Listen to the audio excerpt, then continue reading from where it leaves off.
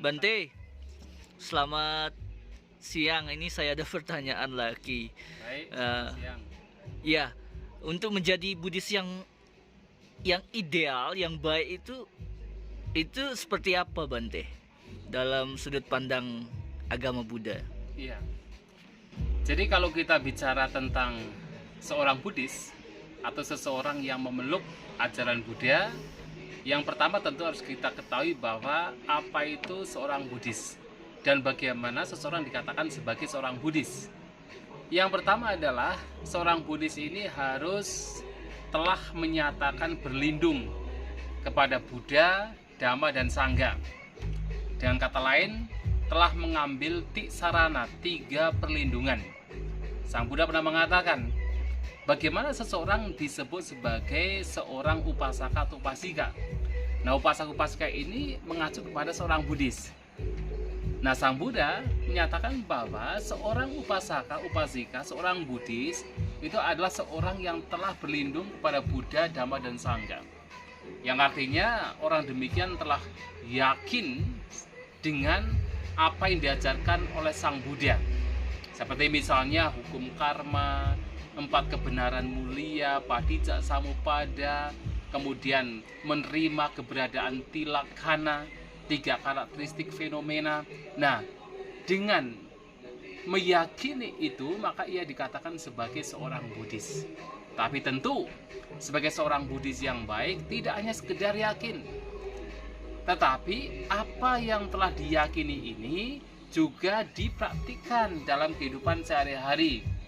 Nah, maka seorang Buddhis yang baik tentunya dia adalah seorang yang suka berdana, suka berbagi, yaitu berdana.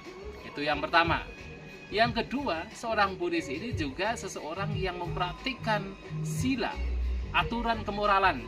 Jadi kalau misalnya seorang Buddhis berumah tangga atau upasaka-upasika yang memiliki 5 aturan kemoralan, tidak membunuh, tidak mencuri, tidak berzina, berbohong, dan juga mabuk-mabukan, maka seorang Buddhis juga hendaknya memperhatikan 5 aturan kemoralan ini. Ini yang kedua. Nah, yang ketiga, seorang Buddhis yang baik, yang ideal juga adalah seorang yang suka bermeditasi. Mengapa? Karena apa? Dalam ajaran Buddha yang diyakini sebagai seorang Buddhis adalah bahwa segala kebahagiaan dan penderitaan itu muncul dari pikiran. Dan untuk menjadi bahagia, maka pikiran harus dibersihkan dari segala bentuk kotorannya.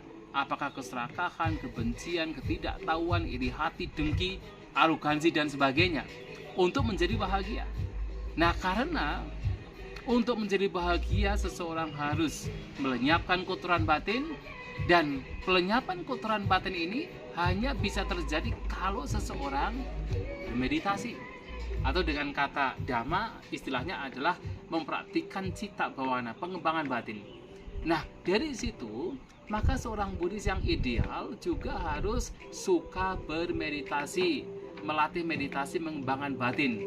Maka 3 hal yang harus dilakukan setelah menyatakan berlindung kepada Buddha, Dhamma, dan Sangha, yakin terhadap Buddha, Dhamma, dan Sangha, 3 hal harus dilakukan.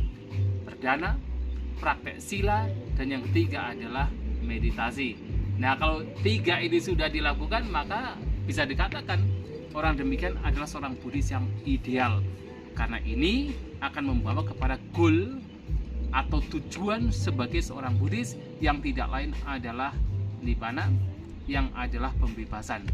Dan saya kira ini yang bisa dikatakan sebagai seorang Buddhis yang ideal. Baik, Bante, terima kasih penjelasannya. Namun Baik.